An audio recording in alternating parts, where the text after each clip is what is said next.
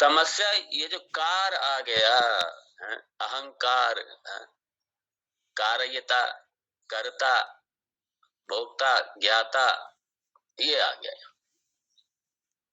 और इसलिए हमारी वहीं पे हमारी, जैसे मैं करता हूँ, मैं भोगता हूँ, मैं ज्ञाता हूँ, इसलिए वहीं पे इच्छा शक्ति, ज्ञान शक्ति, क्रिया शक्ति, यही है, यही ये उत्पन्न हो गए। अब मुझे बहुत कुछ जानना है, मुझे बहुत कुछ जगह, ये संसार इतना बड़ा, मुझे बहुत कुछ जानना है, मुझे सबके बारे में जानना है, क्या है क्या है क्या है, सबके बारे में उत्कंठा होती रहती, क्या है क्या है क्या है, जानना है। इसलिए सबसे पहले न्यूज पेपर लेके जानने की कोशिश करते हैं, कहाँ क्या हो रहा है, कहाँ क्या हो रहा है, उधर क्या हो रहा है, उधर क्या हो रहा है, वो भी मुझे जानना है, वो भी मुझे जानना है। मैं अज्ञानी हूँ, मुझे सब कुछ जानना है, मुझे खूब जानना है। इसलिए कई बार मैंने देखा,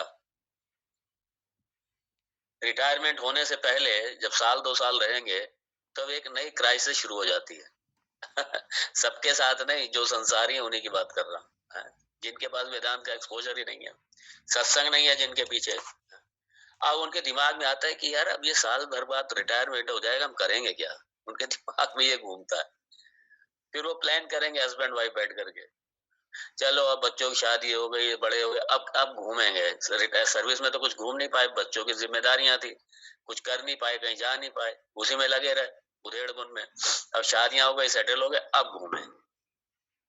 ये भी बड़ी किस्मत से, नहीं तो फिर वो मालूम पड़ा वो बच्चे सेटल करते करते और खुद ही अनसेटल होके और रवाना हो जाते हैं। टिकट कट जाता है उनका।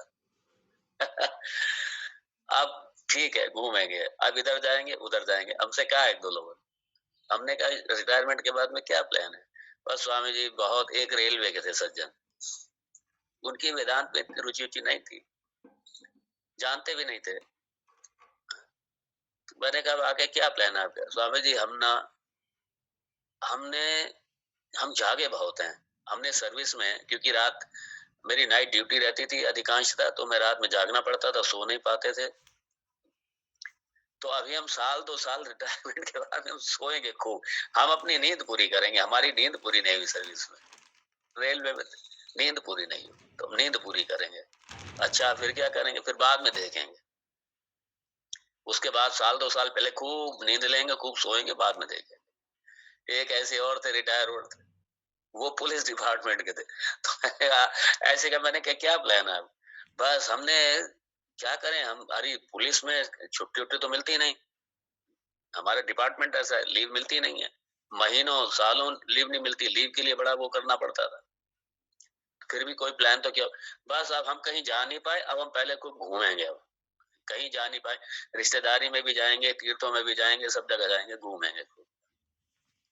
क्या उद्देश्य है इसके पीछे? जानने का है, जानना चाहते हैं,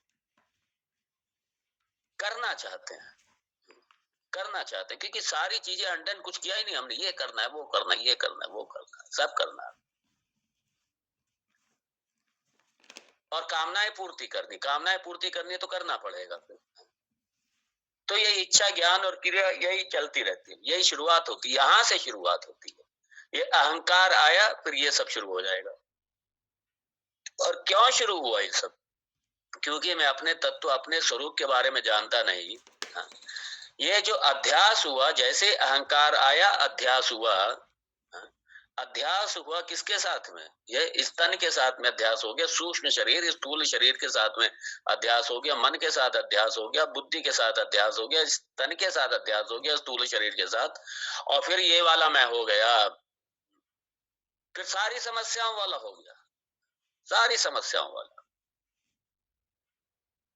उसके बाद तो बस भगवान ही मालिक है। पूरी जिंदगी इसी में निकल जाती है, ये करना है, वो करना है, इधर जाना है, उधर जाना है, ये बनाना है, वो बनाना है, इसी में लगे रहो। फिर थोड़े बड़े हुए, बच्चे हो गए, बच्चों को सेटल, अब बच्चों के फिर अपनी जिंदगी खत्म, फिर बच्चों को सेटल करना है, ये बनाना है, वो बनाना है, इसको ये करना है, उसको वो करना है, लगे रहो सारे।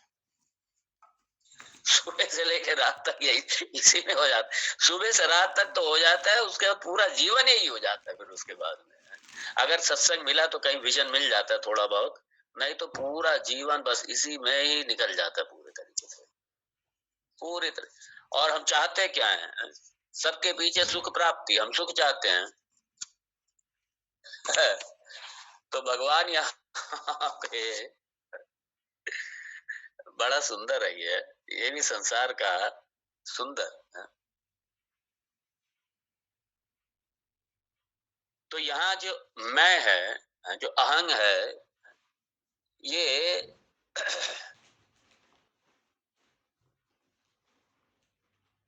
तो ये जो पहला लेवल है, जो पहला स्तर है, वो क्या है? पहला स्तर शरीर के स्तर पर मैं, शरीर के स्तर पर मैं, मतलब ये शरीर, मैं मतलब ये शरीर के स्तर पर मैं। दूसरा लेवल सूक्ष्म शरीर के स्तर पर मैं मन वाला, मैं बुद्धि, मैं मन। मन की सारी समस्याएं मेरी समस्याएं, बुद्धि की सारी समस्याएं मेरी समस्याएं। तो मैं मन वाला, मैं बुद्धि वाला, जबकि मैं इसके अंदर चैतन्य रूप से, चूंकि सर्वव्यापी है, इसलिए सर्वव्यापी होने के साथ साथ वो इस तन में भी व्याप्त है। वो सूक्ष्म शरीर में व्याप्त है, स्थूल शरीर में व्याप्त है, सब में व्याप्त रहते हुए भी सबसे पृथक रह करके सबको सत्ता दे रहा है। वो आत्म तत्व, ध्यान दीजिए, बिना आत्म सत्ता के किसी की सत्ता नहीं है। ना मन की सत्ता है, ना बुद्धि की सत्ता है, ना इंद्रियों की सत्ता है, ना प्राण की सत्ता है, ना स्थूल शरीर की सत्ता है। बिना आत्म तत्व के, बिना ब्रह्म तत्व के। जब हम आत्म तत्व कहते हैं तो आत्मा और ब्रह्म एक ही समझिए। तो उस बिना तत्व के किसी की कोई सत्ता नहीं है। उससे सारा प्रकाशित हो रहा है, सारी ऊर्जा उसी से ले रहे हैं, सारी सत्ता स्फूर्ति सब उसी से ले रहे हैं। लेकिन वो उसके बाद में भी सबसे पृथक है। वो सबसे पृथक आत्म तत्व सबको सत्ता स्फूर्ति देने के बाद में भी वो सबसे पृथक है। वही मैं हूं, बिना उसके कुछ नहीं है। और वो बिना सबके भी है, वो बिना सबके है। ये सब बिना आत्म तत्व के नहीं है, लेकिन आत्म तत्व इन सबके बिना है। जैसे निद्रा का उदाहरण देख लीजिए आप। निद्रा में स्थूल शरीर गया, सूक्ष्म शरीर गया, स्थूल प्रपंच, सूक्ष्म प्रपंच, ये सारा जगत प्रपंच सारा सबका लय हो गया, लेकिन वो आत्म तत्व वो रहता है। वो लेकिन चूंकि सूक्ष्म शरीर का लय हो जाता है, इसलिए वहां पे अहंकार वृत्ति नहीं होती। इसलिए निद्रा में कभी ये भान नहीं होता कि मैं हूं, ये निद्रा में भान नहीं होता। क्योंकि जो अहंकारात्मिका वृत्ति है, जो अहंकार वृत्ति है, वो सूक्ष्म शरीर पे होती है, और सूक्ष्म शरीर का लय हो गया, सुषुप्ति में लय हो जाता है। इसलिए अहंकारात्मिका वृत्ति किसी को नहीं होती, मैं हूं, इसलिए ये वृत्ति नहीं होती वहां पे। तो वहां पे जो मूल रूप से जो मैं हूं, जो साक्षी रूप से जो मैं हूं, सबका अधिष्ठान रूप से मैं हूं, वो अधिष्ठान रूप से आत्म तत्व रहता है वहां पे निद्रा में। उसका कहीं, वो कहीं नहीं जाता।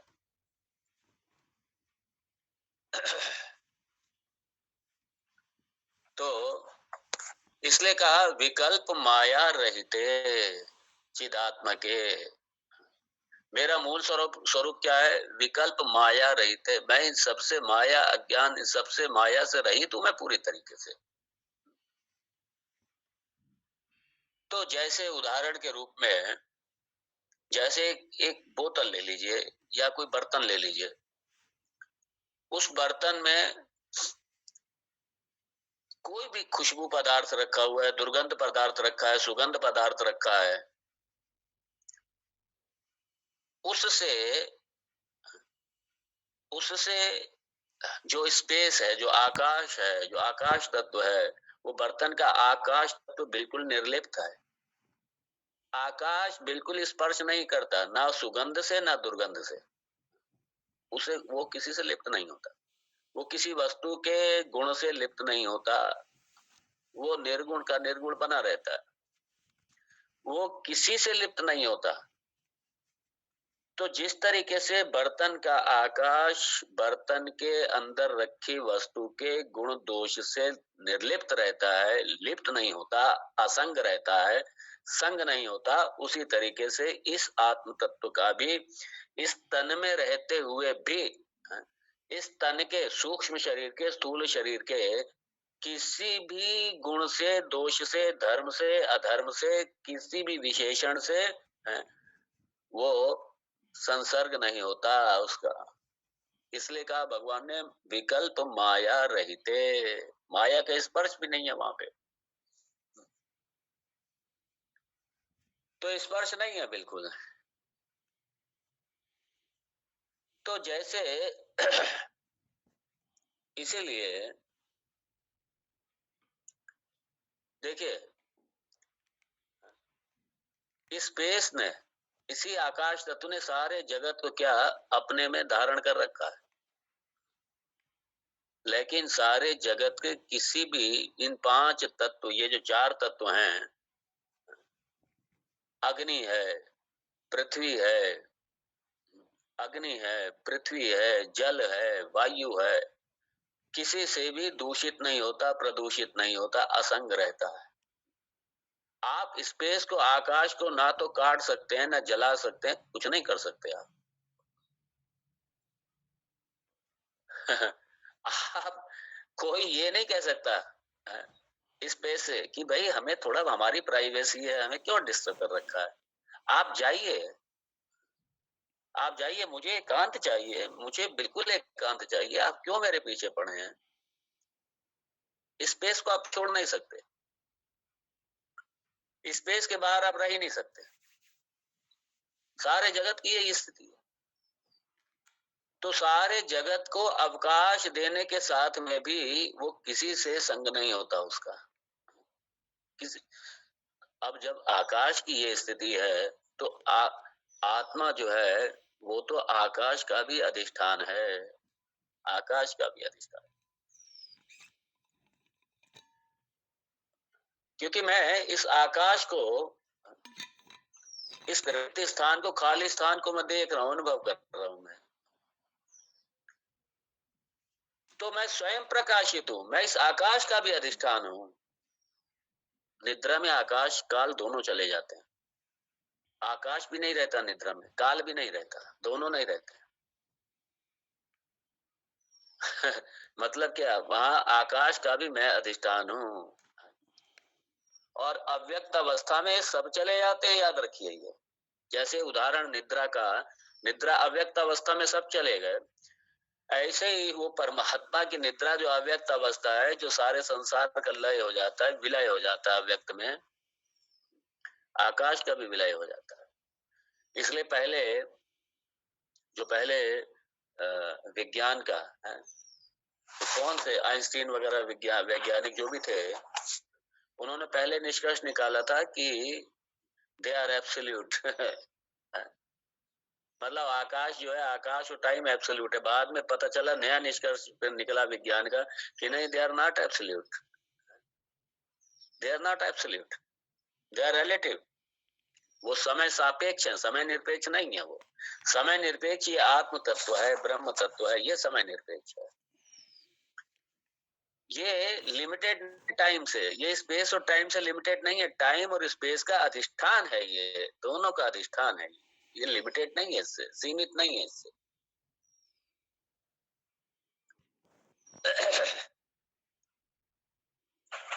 तो ये माया, ये अज्ञान, ये सारा, ये इस अहंकार का ये कारण है, ये अहंकार का ये कारण, और ये अहंकार आते ही, ये आते ही सारी समस्याएं शुरू हो जाती हैं। फिर ये सारा संसार शुरू हो जाता है। और जबकि मैं आत्म तत्व रूप से मैं मुक्त था, मुक्त हूं। मैं बंधा हुआ ही नहीं हूं, मैं नित्य मुक्त हूं, नित्य असंग हूं, मैं नित्य पूर्ण हूं। और ये हटा करके मैंने जैसे ही सूक्ष्म शरीर से मैंने तादात्म्य किया, तादात्म्य का मैं ये वाला हो गया, मैं मन वाला हो गया, मैं बुद्धि वाला हो गया, मैं शरीर वाला हो गया, यहीं पे आकर के मैं बंध गया, यही बंधन है।